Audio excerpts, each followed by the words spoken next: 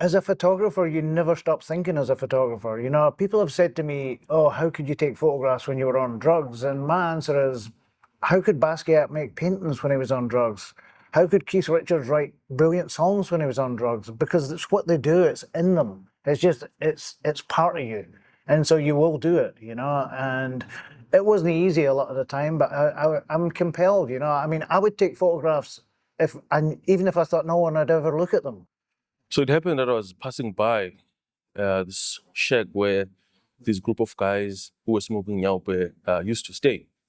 So they saw me with a camera in my neck, and one guy actually asked me, "Can you please take a picture of us?" And at first I was a bit hesitant that maybe this is a trick to take my camera, but like something in me was like, no, maybe just go there. And I remember for the first time when I entered the shack, seeing people injecting themselves with the drug, because I've heard about the drug, but I've never seen like people smoke it.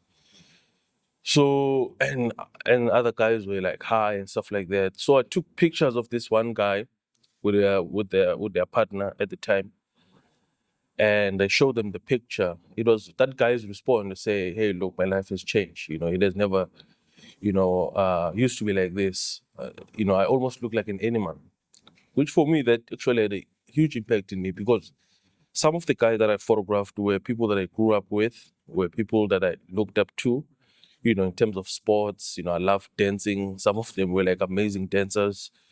So, I think like at the time when I began this project, I was also influenced by the kind of South African documentary photography that, it has sort of changed, the course of things in South Africa.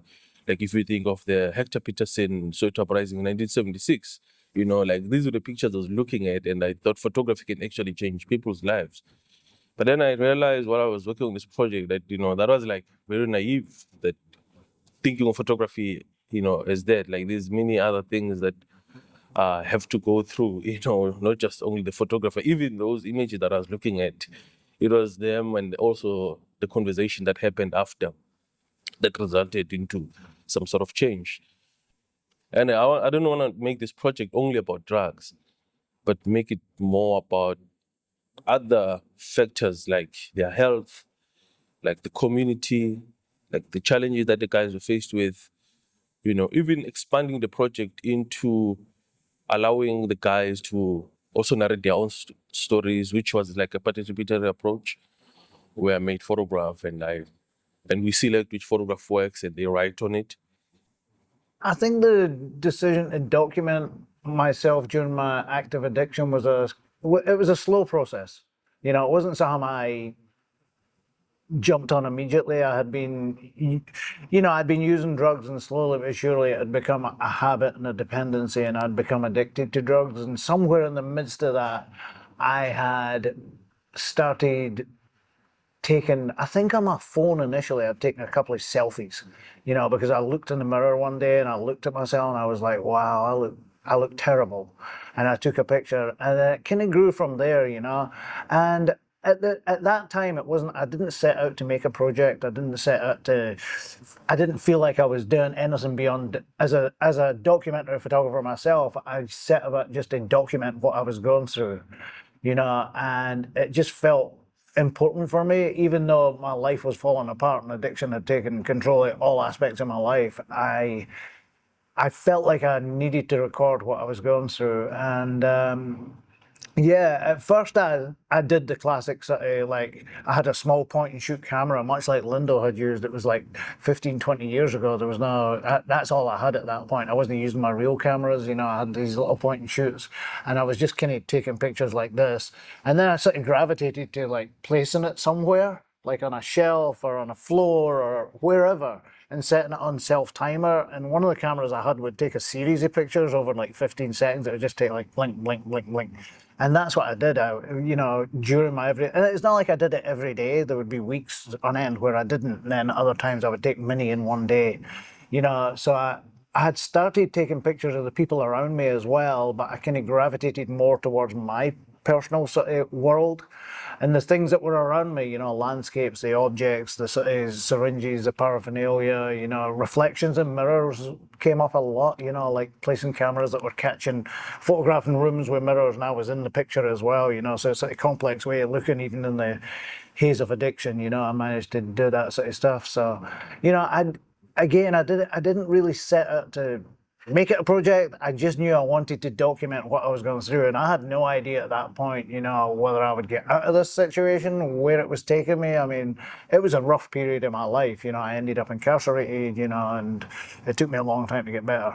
But I'm glad that I did it, and I'm glad that the files survived on thumb drives and CDs, and my friends had them. When I got back out of prison, I could pick up the pieces and look at them, and it took me a while to come to terms with looking at them. It was painful for me in the beginning. It was very difficult. And it was painful for other people that I showed them to, but slowly but surely I sort of got around to, after a while, thinking about what I could do with them. And that's how the project came around, was looking at them way after it and saying, maybe I can bring, much like Lindo said, bring awareness and talk about drugs and health and community and incarceration and all those other things that surround this particular issue, to let other people say that it can happen to anyone.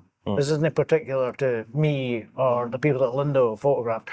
It can happen to anyone from any walk of life, and for many, many different reasons. People fall through the gaps, and casual drug use, or for whatever reason, turns into a habit and turns into addiction, and then it becomes very difficult to kick. One of the ethics was to humanize the people that I was photographing, right? Even if they're in this difficult situation, that you don't look at these images as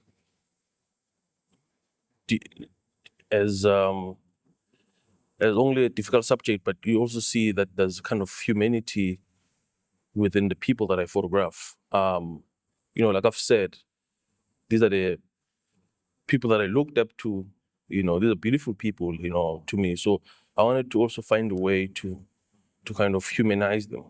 I photographed these works when I was 17, 18 years old. I was very young, so one tends to do mistakes. But I was really lucky that I had an amazing upbringing in photography, that one of our first assignments as young student was to go photograph home. So I think one learns a lot in terms of the ethics of photography when you're photographing your own family, because they kind of tell you what they like, what they don't like. And when you go outside, you apply kind of the same principles of ethics of photography, that, I'm not only just there as a photographer that always capturing, but also I'm there also as Lindokuhle that people can relate to. We can have conversation. I know when to put the camera down. I know when to just visit people for the sake of visiting them. You know what I mean? Photography is incredibly powerful, in many, many ways. And, and how it gets interpreted is also can be powerful, but can also be stigmatizing, And certainly with my work, I did photograph a lot of the people around me. And as I went further into my addiction, I started turning the camera more on myself, obviously. I did photograph myself and other people, and I still have a lot of those pictures. But I decided when I reviewed the pictures much, much later, that when I was having my first exhibition at the National Portrait Gallery, was that I felt uncomfortable about putting other pictures of other people out there at that time, because many of them were people that were friends of mine. And, at the end of the day, drugs in America, in our society in America, are much stigmatized and also highly illegal, and people get incarcerated for it, and people can be all sorts of things. So I felt uncomfortable with showing some of the people that I was around. Many of them had got their lives together. Some of them hadn't. Some are still using, and some of them are in the pictures that I have around the corner in the harm reduction recovery section, treatment. And I felt kind of uncomfortable about it, because there were certain women who'd got, off drugs and were trying to get their kids back in their lives. People were trying to get jobs. And for me, it was like, certainly in America, the internet has a weird way of finding people, and a weird way of people reposting things and everything like that. And for me, it just felt ethically uncomfortable. And I thought, well, my story that is no different from their story. You know, so I can say the same things with pictures of me and my environment and the landscapes around me and the objects and the rooms, with or without them. So for me, I just decided that I wouldn't do it. So, you know, that was just my personal choice, was that I felt like my story was their story as well. And my story could be anybody's story because, you know, I came from a place that I never thought I'd be addicted to drugs, and then, you know, casual drug use turned into, you know, some that was compulsive and habitual and ended up in full-blown addiction. You know, it was a slow process into that space, you know, and I've seen it happen to other people. And for me, just putting up the pictures of me, I have ownership in my story. I can decide whether I want to show that. I can decide whether people love it, hate it, want to say things about me, or that's fine, you know. I think, like, as a photographer, it's very important that, you know, you create that trust. But that trust also comes from when you let it go, like when you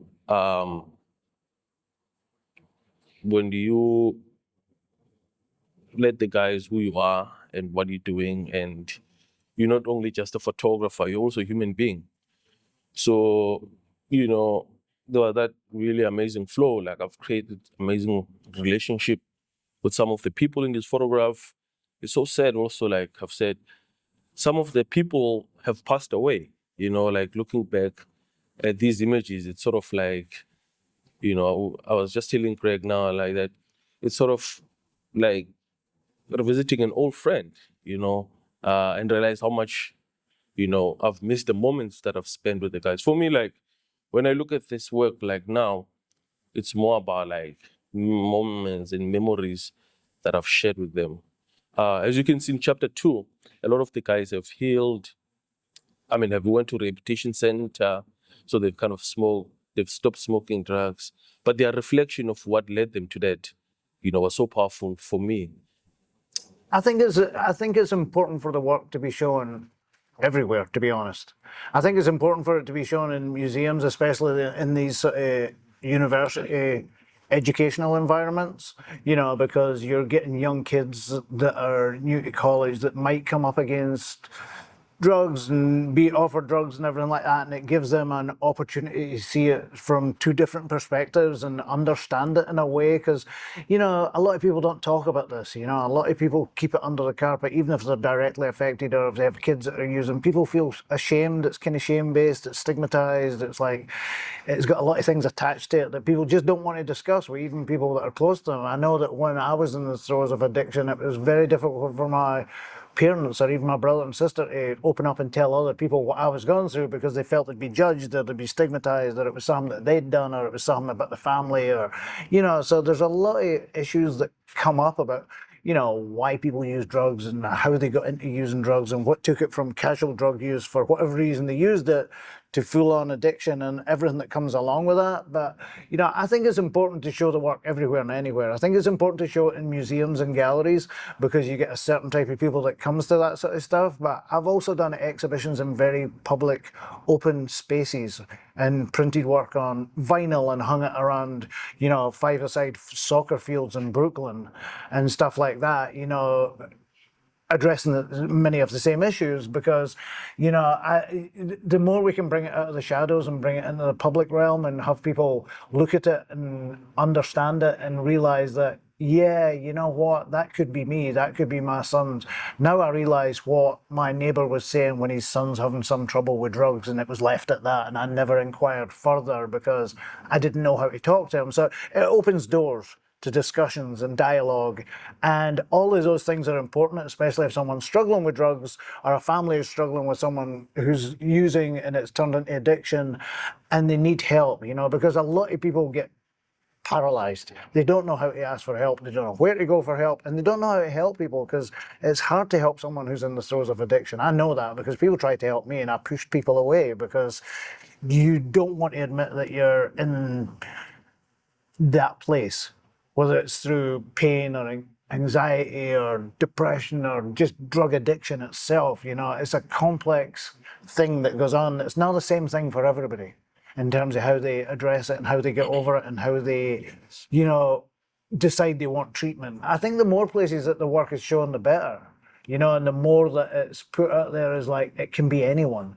It can, and it does affect everyone. When you hear the stories of people that suffer from, you know, substance misuse and addiction, it's pretty big, you know, not just the famous people and stuff like that, but, you know, it always gets painted with the same brush. When you look at film and music and TV and documentaries, you know, it's painted with kind of the same brush, you know, how people view it and how people get better. You know, it's always like, oh, people are hopeless addicts, and oh, they popped into a 12-step and they're better. Doesn't always work like that. You know, it's much more complex. So the more that we can talk about it and discuss it and bring it out into the open, I think the better. I've shown also my work in the communities, chapter 2, in someone's yard. And it's always interesting to hear people respond to that, you know, that, you know, like people, you realize that it sort of opens this kind of door of people having conversation about this, because people don't like talking about it. Even people who are not using the drugs, it's like a very difficult subject matter to speak about it, you know. But when people look at images, then that conversation starts. Like when I was saying that change happens when we look at images and we, you know, discuss about these images, and maybe we find like a solution, you know, towards what solution might be best, you know, for this. But also, most importantly, like when people tend to go on the other side, so like the images create this interesting bridge. This is one of the important subject matter to kind of speak about in the world, you know, not in South Africa, not in America, you know, but in the world, because it's something that affects, you know, almost everyone in the world. In my recovery, what I did was I started reaching out, because when I started looking at this work and I decided not to put the people in the pictures, I started reaching out to those people to find out where they were, what they were doing, how they were doing. And some of them were still using, some of them, like Lindo's people, were dead, some were incarcerated, but a lot of them had actually moved on and had got their lives together and were raising their kids, or had got jobs, or had moved on in life and had got relationships and stuff like that. So I went back and started re-photographing those people, you know, the people that I used drugs with, who are now moved on from that world. And that kind of grew into me going back to the place in Brooklyn that I used to go to when I was using, which gave out clean needles and health supplies and stuff for drug users. And then I started doing these like sort of workshops with the people that attended there, and some of them, many of them were people I used with 20 years ago, you know, and I went back. Some of them are still using, some of them are in treatment, some are on medically assisted treatments like buprenorphine or methadone or whatever like that, and we're trying to get away from the street drugs. And so I started working with them, and I still do that, you know. And right now I'm working with my wife Susan, who's a public health person, and she works a lot on addiction and treatments and stuff like that. And we do these art and writing workshops with drug users and people that are in treatment and stuff like that. And it's been really fulfilling for me. You know, it's sometimes sad to see people who've not managed to get what I've got, because I've got better.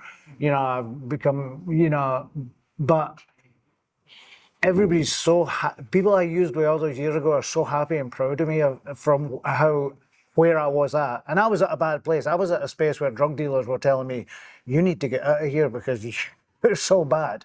You know, you need to go back to Scotland, or you need to, you know. And I did drag myself away from that very dark place, you know, and unfortunately I got my treatment in prison. And I wish that treatment had been available in the street, but it's very hard to get treatment. It's very hard to get the help that you need. So, you know, I feel like I contribute to, you know, helping people by doing these workshops and doing outreach in the streets. I go with people who distribute clean needles and help people who are using in the streets, you know, and get them access to treatment if that's what they're looking for and they feel ready to go. You know, it's a very hard step for people to make after years and years and sometimes decades of drug use or addiction. It's very hard to make that jump to go, I want to get better, you know, because it's scary for people, you know, because their whole life revolves around this sort of thing. So, you know, I mean, for me, just keeping engaging with people who are, you know, at the needle exchange and at the harm reduction centre for me and doing these workshops, and it's very cathartic for people. A lot of people have never had the opportunity to really express themselves, you know, and it's like the work that Linda and I was so surprised looking at his work and my work and how similar not only this is, but the second bodies of work, you know, like the sort of, you know, people in recovery and people in treatment. They're so, you know, getting people to write about their experiences and their lives, you know, and it's like I looked at both our work and was like, wow, not only is this similar, but that's similar, you know. It's quite an amazing thing, you know. So, you know, just and the fact that Linda went back after that period and has done that as well, it's like, because it's such an emotional thing. It's such a, for people to allow you into their lives and share these things with you is a deeply humbling thing, I think. Yeah. You know, it's very humbling, and it's like, and I think it takes someone quite special, and I'm not just saying that in a bragging way, but it takes someone quite special to have that compassion and that understanding to be able to allow people to open up and share these deep emotional things. You know, it's difficult for people, and I have it through lived experience, and obviously Lindo has it from, you know, friends and his deep engagement with this small community of young men that he was around, you know, and they know that he's not using them, he's not exploiting them. It's not just, you know, something that he did for another end. He did it because he felt for them, and there were people, and he could see himself in those young men. You know, and I think that's perfectly, really obvious in the pictures and in the ones with the text as well. And that really comes through, you know, and it's quite a special thing. And it also rounds off this work with that work to show that there is pathways to something else. It's not just about this. So, yeah. Well, yeah, no, thank you so much, man. Yeah, I mean, we were talking about this, and like it's sort of uncanny with like how our work are juxtaposed to each other. It's not like forced, and it's amazing that, you know, even though we didn't know each other, you know, like that the final work, it almost looks like, you know, we were in conversation. You know, like, you know, how we kind of approach. I call it the second chapter. I don't know what's the title of the. I don't really have a title for it, you know. So it's like a second chapter or like of some sort, but it's really interesting. Second chapter's good, yeah. Yeah.